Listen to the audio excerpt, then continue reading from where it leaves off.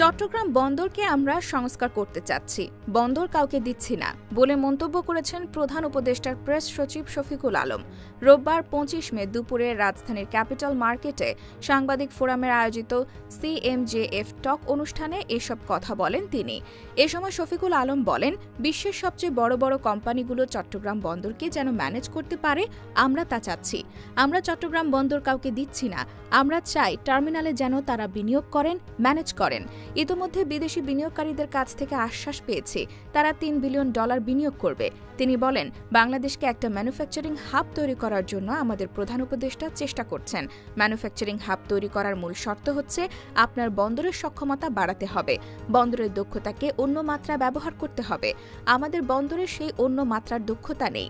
এটার জন্য আমরা বিদেশে বড় বড় কোম্পানির সঙ্গে কথা বলছি, ওরা যদি ম্যানেজ করে তাহলে বন্দরের সক্ষমতা বাড়বে। এ সময় চট্টগ্রাম বন্দরের সক্ষমতা লেভেল দ্রুত এগিয়ে নিতে পারলে সেটার মাল্টিপ্লেয়ার এফেক্ট হবে পুরো বাংলাদেশের ইকোনমিতে বলেও উল্লেখ করেন তিনি।